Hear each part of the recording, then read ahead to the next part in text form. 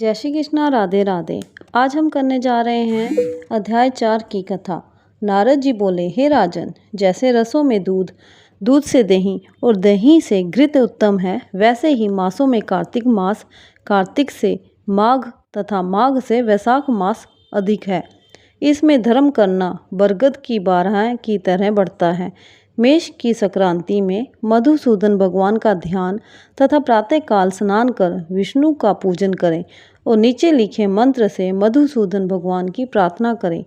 हे मधुसूदन देवादिदेव, मैं वैशाख मेष की संक्रांति भर प्रातःकाल स्नान करने की कामना करता हूँ। आप इसे निर्विघ्न पूर्ण कीजिए। फिर अधर्य देते हुए कहें, हे मधुसूदन, आपको अधर्य देता हूँ, इसे भली भांति ग्रहण कीजिए।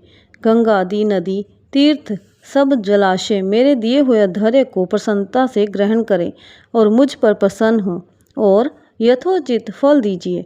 फिर वस्त्र पहनकर आहीनक कर्मों को करें। फूलों से भगवान का पूजन करें। विष्णु भगवान की वैशाख मास संबंधी कथा सुनने से वह कोटि जन्म के संचित पापों से छूटकर मोक्ष पाता है। पृथ्वी, स्वर्ग और पाताल कहीं भी दुख नहीं होता, कभी गर्भ में नहीं जाता और ना कभी माता का दूध पीता है। वैशाख मास में जो तेल मलना, दिन में सोना, कांसे के बर्तन में भोजन, खाट पर सोना, घर में स्नान, निषिद्ध भोजन, दोबारा भोजन, रात्रि काल में भोजन करता है और उत्तम उत्तम कथा नहीं सुनता, ना किसी तीर्थ में जाकर स्नान करता है, ना दान देता है, वह नरक में जाता है और चांडाल योनि को प्राप्त होता है। उसे कुत्ते की योनि 100 वर्ष तक प्राप्त होती है। फिर गधे व खच्चर की योनि प्राप्त कर नरकगामी होता है। 1000 ब्राह्मणों की हत्या का पाप किसी तरह दूर हो जाता है, परंतु वैशाख मास में स्नान आदि न करने से उसका पाप कभी दूर नहीं होता। वैशाख मास में नियम पूर्वक कमल के पत्तों पर भोजन करने से सब पापों से निर्वृत होकर विष्णु लोक मिलता है। वैशाख मास में दोपहर के समय मार्ग चलकर अपने घर पर आए हुए या थके हुए ब्राह्मणों को सुंदर आसन देकर जो उनके चरणों को दबाता है और चरणोदक को अपने मस्तक पर छिड़कता है, उसके सब बंधन कट जाते हैं। उसे गंगा आदि संपूर्ण तीर्थों में स्नान करने के बराबर फल निश्चय ही मिलता है। वैशाख मास में अन्न दान एवं जल दान न करने से पाप और दुख कभी दूर नहीं होते। प्रातःकाल सूर्य उदय होने पर सागर से मिलने वाली सप्त गंगा, जानवी, वृद्धगंगा, कालिंदी, सरस्वती, कावेरी, नर्मदा और वेणी में स्नान करके विष्णु भगवान में मन लगाने से 7 जन्म के संचित पाप शीघ्र नष्ट हो जाते हैं। विशाख के महीने में बावड़ी में स्नान करने या घर से अलग अप्राकृतिक गौ के चरण के रखने की जगह के समान जल भरा हो तो उसमें भी स्नान करने से, हे राजन, बड़े बड़े पाप दूर हो जाते हैं। जो कोई धन संपन्न हो अथवा दरिद्र या पराधीन हो, उसे जो वस्तु मिल जाए वह ब्राह्मण को दान देना उचित है। कंद मूल, फल, शाक, नमक, गुड़, बेर पत्र, जल और छाछ, जो वस्तु दान की जाएगी अपरिवर्तित होती जाएगी। दान ना करने से दरिद्रता आती है, दरिद्र होने से पाप किया जाता है, पाप करने से नरक मिलता है। इसलिए सुख की इच्छा करने वाले को अवश्य दान करना चाहिए। कोई बड़ा मकान अच्छा सुंदर और सब सामग्रियों से शोभायमान हो, मगर उस पर छत ना हो तो शोभा नहीं पाता। वैसे ही दया ना होने पर सब गुण वृथा है। जैसे उत्तम शाक भी बिना नमक के स्वादिष्ट नहीं लगता, जैसे कोई कुरूपवती स्त्री श्रृंगार होने पर भी अच्छी नहीं लगती, ऐसे ही वैशाख मास में जो धर्म, कर्म या स्नान आदि नहीं करता, उसका किया सब वृथा है। वैशाख मास में तीर्थ यात्रा, जप, यज्ञ, दान और होम आदि का फल भी अधिक होता है और तुरंत फल मिलता है। मधुसूदन भगवान के देव हैं। जिसने किसी प्रकार भी वैशाख मास में मधुसूदन भगवान का पूजन नहीं किया, वह मूढ़ बुद्धि शुकर की योनि पाता है।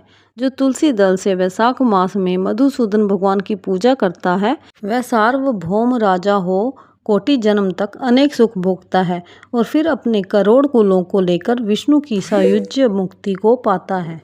इसके अलावा इस वीडियो में हम जानेंगे महर्षि वशिष्ठ के उपदेश से राजा कीर्तिमान का अपने राज्य में वैशाख मास के धर्म का पालन कराना और यमराज का ब्रह्मा जी से राजा के लिए शिकायत करना। मिथिलापति ने पूछा, ब्राह्मण जब वैशाख मास के धर्म अतिशय सुलभ पुण्य राशि प्रदान करने वाले भगवान विष्णु के लिए प्रतिकारक चारों पुरुषार्थों की तत्काल सिद्धि करने वाले सनातन और वेदोक्त हैं, तब संसार में उनकी प्रसिद्धि कैसे नहीं हुई। श्रुतदेव जी ने कहा, राजन, इस पृथ्वी पर लौकिक कामना रखने वाले ही मनुष्य अधिक हैं। उनमें से कुछ राजस और कुछ तामस हैं। वे लोग इस संसार के भोगों तथा पुत्र पौत्र आदि संपदाओं की ही अभिलाषा रखते हैं। कहीं किसी प्रकार कभी बड़ी कठिनाई से कोई एक मनुष्य ऐसा मिलता है जो स्वर्ग लोक के लिए प्रयत्न करता है, और इसीलिए वे यज्ञ आदि पुण्य कर्मों का अनुष्ठान बड़े प्रयत्न से करता है, परंतु मोक्ष की उपासना प्राय कोई नहीं करता। तुच्छ आशाएं लेकर बहुत से कर्मों का आयोजन करने वाले लोग प्राय काम्य कर्मों के ही उपासक हैं। यही कारण है कि संसार में राजस और तामस धर्म अधिक विख्यात हो गए, परंतु सात्विक धर्मों की प्रसिद्धि नहीं हुई। ये सात्विक धर्म भगवान विष्णु को प्रसन्न करने वाले हैं, निष्काम भाव से किए जाते हैं और यह लोक तथा परलोक में सुख प्रदान करते हैं। देव माया से मोहित होने के कारण मूढ़ मनुष्य इन धर्मों को जानते ही नहीं है। पूर्व काल की बात है, काशीपुरी में कीर्तिमान नाम से विख्यात एक चक्रवर्ती राजा थे। वह इक्ष्वाकुवंश के भूषण तथा महाराज नृग के पुत्र थे। संसार में उनका बड़ा यश था। वे अपनी इंद्रियों पर और क्रोध पर विजय पा चुके थे। ब्राह्मणों के प्रति उसके मन में बड़ी भक्ति थी। राजाओं में उनका स्थान बहुत ऊंचा था। एक दिन वे मृग्या में आसक्त होकर महर्षि वशिष्ठ के आश्रम पर आए। वैशाख की चिलचिलाती हुई धूप में यात्रा करते हुए राजा ने मार्ग में देखा, महात्मा वशिष्ठ के शिष्य जगह जगह अनेक प्रकार के कार्यों में विशेष तत्परता के साथ संलग्न थे।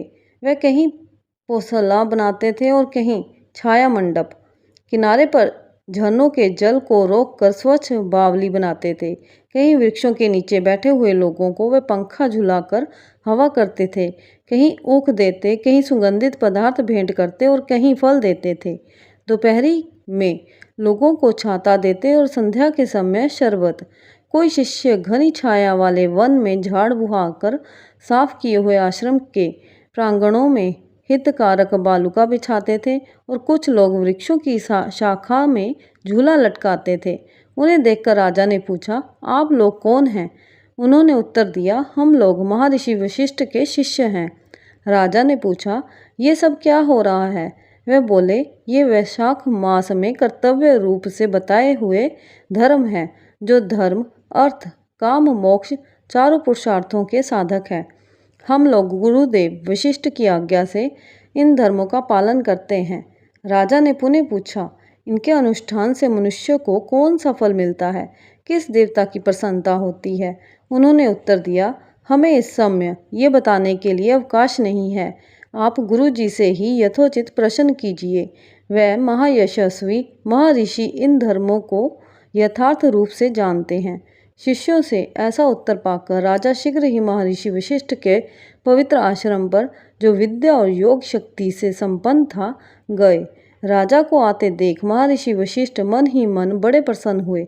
उन्होंने सेवकों सहित महात्मा राजा का विधिपूर्वक आतिथ्य सत्कार किया।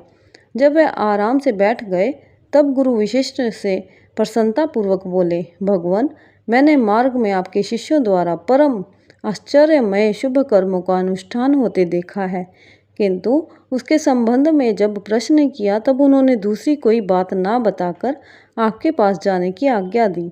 उनकी आज्ञा के अनुसार मैं इस समय आपके समीप आया हूँ। मेरे मन में उन धर्मों को सुनने की बड़ी इच्छा है, अतः आप मुझसे उनका वर्णन करें। तब महायशस्वी वशिष्ठ जी ने प्रसन्नतापूर्वक कहा, राजन, तुम्हारी बुद्धि को उत्तम शिक्षा मिली है, अतः उसने ये उत्तम निश्चय किया है, भगवान विष्णु की कथा के श्रवण और भगवत धर्मों के अनुष्ठान में जो तुम्हारी बुद्धि की अत्यंतिक प्रवृत्ति हुई है, ये तुम्हारे किसी पुण्य का ही फल है, जिसने वैशाख मास में बताए हुए महाधर्मों के द्वारा भगवान श्री हरि की आराधना की है। उसके उन धर्मों से भगवान बहुत संतुष्ट होते और उसे मनोवांछित वस्तु प्रदान करते हैं। संपूर्ण जगत के स्वामी भगवान लक्ष्मीपति समस्त पाप राशि का विनाश करने वाले हैं। वे सूक्ष्म धर्मों से प्रसन्न होते हैं, केवल परिश्रम और धन से नहीं। भगवान विष्णु भक्ति से पूजित होने पर अभीष्ट वस्तु प्रदान करते हैं, इसलिए सदा भगवान विष्णु की भक्ति करनी चाहिए। जगदीश्वर श्री हरि जल से भी पूजा करने पर अशेष क्लेश का नाश करते और शीघ्र प्रसन्न होते हैं। वैशाख मास में बताए हुए ये धर्म थोड़े से परिश्रम द्वारा साध्य होने पर भी भगवान विष्णु के लिए प्रतिकारक एवं शुभ होने के कारण अधिक व्यय से सिद्ध होने वाले बड़े बड़े यज्ञादि कर्मों का भी तिरस्कार करने वाले हैं। अतः भृपाल, तुम भी वैशाख मास में बताए हुए धर्मों का पालन करो और तुम्हारे राज्य में निवास करने वाले अन्य सब लोगों से भी उन कल्याणकारी धर्मों का पालन कराओ। इस प्रकार से वैशाख धर्म के पालन की आवश्यकता को शास्त्रों और युक्तियों से भली भांति सिद्ध करके वशिष्ठ जी ने वैशाख मास के सब धर्मों का राजा के समक्ष वर्णन किया। उन सब धर्मों को सुनकर राजा ने गुरु का भक्ति भाव से पूजन किया और घर आकर वह सब धर्मों का विधि पूर्वक पालन करने लगे।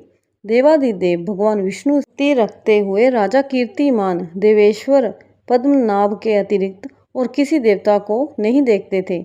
उन्होंने हाथी की पीठ पर नगाड़ा रखकर सिपाहियों से अपने राज्य भर में डंके की चोट ये घोषणा करा दी कि मेरे राज्य में जो 8 वर्ष से अधिक की आयु वाला मनुष्य है, उसकी आयु जब तक 80 वर्ष की ना हो जाए तब तक मेष राशि में सूर्य के स्थित होने पर यदि वह प्रातः काल स्नान नहीं करेगा तो मेरे द्वारा दंडनीय, वध्य तथा राज्य से निकाल देने योग्य समझा जाएगा। ये मेरा निश्चित आदेश है। पिता, पुत्र अथवा सुहृद जो कोई भी वैशाख धर्म का पालन नहीं करेगा वह चोर की भांति दंड का पात्र समझा जाएगा। प्रातःकाल शुभ जल में स्नान करके श्रेष्ठ ब्राह्मणों को दान करना चाहिए। तुम सब लोग अपनी शक्ति के अनुसार हौसला और दान आदि धर्मों का आचरण करो। राजा कीर्तिमान ने प्रत्येक ग्राम में धर्म का उपदेश करने वाले एक एक ब्राह्मण को बसाया। 5-5 गांव पर एक एक ऐसे अधिकारी की नियुक्ति की जो धर्म का त्याग करने वाले लोगों को दंड दे सके। उस अधिकारी की सेवा में 10-10 घुड़सवार रखते थे। इस प्रकार चक्रवर्ती नरेश के शासन से सर्वत्र और सब देशों में ये धर्म का पौधा प्रारंभ हुआ और आगे चलकर खूब बड़े हुए वृक्ष के रूप में परिणत हो गया। उस राजा के राज्य में जो लोग मर जाते थे वे भगवान विष्णु के धाम में जाते थे। वहाँ के मनुष्यों को विष्णु लोक की प्राप्ति निश्चित थी। एक बार भी वैशाख स्नान कर लेने से मनुष्य यमराज के पास नहीं जाता। अपने धर्मानुकूल कर्म में स्थित हुए सब लोगों के विष्णु लोक में चले जाने से यमपुरी के सब नरक खाली हो गए। वहाँ एक भी पापी प्राणी नहीं रह गया। वैशाख मास के प्रभाव से यमपुरी के मार्ग की यात्रा ही बंद हो गई। सब मनुष्य दिव्य आकृति धारण करके भगवान के धाम में जाने लगे। देवताओं के जो लोक हैं वे सब भी शून्य हो गए। स्वर्ग और नरक दोनों के शून्य हो जाने पर एक दिन नारद जी ने धर्मराज के पास जाकर कहा, धर्मराज, आपके इस नरक में पहले जैसा कोलाहल नहीं सुनाई पड़ता। पहले की भांति पाप कर्मों का लेखा भी नहीं लिखा जा रहा। चित्रगुप्त जी तो ऐसे मौन भाव से बैठे हुए हैं जैसे कोई मुनि हो। महाराज, इसका कारण तो बतलाइए। महात्मा नारद के ऐसा कहने पर राजा यम ने कुछ दीनता के स्वर में कहा, नारद, इस समय पृथ्वी पर जो ये राजा राज्य करता है वह पुराण पुरुषोत्तम भगवान विष्णु का बड़ा भक्त है। उसके भय से कोई भी मनुष्य कभी वैशाख मास का उल्लंघन नहीं करता। उस पुण्य कर्म के प्रभाव से सभी भगवान विष्णु के परम धाम में चले जाते हैं। मुनि श्रेष्ठ, उस राजा ने इस समय मेरे लोक का मार्ग लुप्त सा कर रखा है। स्वर्ग और नरक दोनों को शून्य बना दिया है। अतः ब्रह्मा जी के समीप जाकर ये सब समाचार उनसे निवेदन करके तभी मैं स्वस्थ होऊंगा। ऐसा निश्चय करके यमराज ब्रह्मा जी के लोक में गए और वहाँ बैठे हुए उन ब्रह्मा जी का दर्शन किया, जिनका आश्चर्य ध्रुव है, जो इस जगत के बीज तथा सब लोकों के पितामह हैं, और समस्त लोकपाल, दिक्पाल तथा देवता जिनकी उपासना करते हैं। ब्रह्मा जी ने यमराज को देखा और यमराज ब्रह्मा जी के आगे पृथ्वी पर गिर पड़े। फिर यमराज ने कहा, कमलासन, काम में लगाया हुआ जो पुरुष स्वामी की आज्ञा का ठीक ठाक पालन नहीं करता और उसका धन लेकर भोगता है, वह काठ का कीड़ा होता है। जो बुद्धिमान मनुष्य लोभवश स्वामी के धन का उपभोग करता है, वह 300 कल्पों तक त्रियग योनि रूप नरक में जाता है।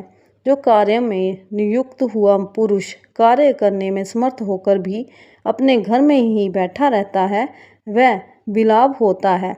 देव, मैं आपकी आज्ञा से धर्मपूर्वक प्रजा का शासन करता आ रहा हूँ। अब तक मुनियों और धर्मशास्त्रों के कथा अनुसार पुण्य आत्माओं को पुण्य के फल से और पापात्माओं को पाप के फल से संयुक्त किया करता था, परंतु अब आपकी आज्ञा का पालन करने में असमर्थ हो गया हूँ। कीर्तिमान के राज्य में सब लोग वैशाख मासोक्त पुण्य कर्मों का अनुष्ठान करके पितरों और पितामहों के साथ वैकुंठ धाम में चले जाते हैं। उनके मरे हुए पितर और मातामह आदि भी विष्णु लोक में चले जाते हैं। इतना ही नहीं, पत्नी के पिता शवसुर आदि भी मेरे लेख को मिटाकर विष्णु लोक में चले जाते हैं। देव, बड़े बड़े यज्ञों द्वारा भी मनुष्य वैसी गति नहीं पाता है जैसी वैशाख मास में मिल रही है। संपूर्ण तीर्थों से, दान आदि से, तपस्याओं से, व्रतों से अथवा संपूर्ण धर्मों से युक्त मनुष्य भी उस गति को नहीं पाता जो वैशाख धर्म तत्पर हुए मनुष्य को प्राप्त हो रही है। वैशाख में प्रातः काल स्नान करके देव पूजन, मास महात्म्य की कथा का श्रवण तथा भगवान विष्णु को प्रिय लगने वाले तदनुकूल धर्म का पालन करने वाला मनुष्य एकमात्र विष्णु लोक का स्वामी होता है।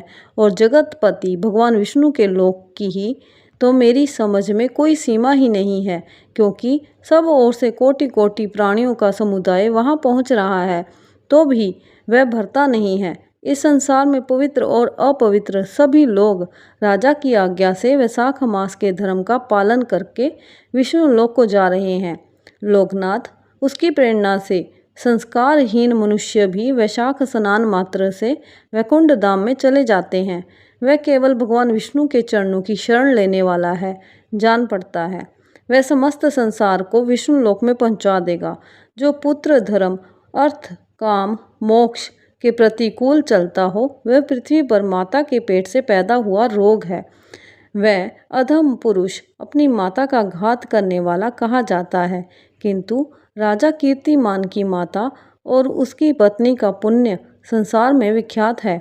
उसकी माता एकमात्र वीर जननी है और वह राजा निश्चय ही संसार में बहुत बड़ा वीर है।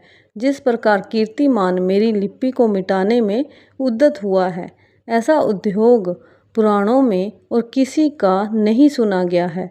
भगवान विष्णु की भक्ति में तत्पर हुए राजा कीर्तिमान के सिवा दूसरे ऐसे किसी को मैं नहीं जानता जो डंका बजाकर घोषणा करते हुए लोगों को ऐसी प्रेरणा देता हो और मेरे लोक के मार्ग को विलुप्त करने की चेष्टा करता रहा हो। इस तरह इस अध्याय में हमने जाना कि किस तरह राजा कीर्तिमान आदेशानुसार उस राज्य के सभी पुरुष, स्त्री, वृद्ध प्रातःकाल स्नान करके पुण्य प्राप्त करते रहे और विष्णु लोक को जा सके।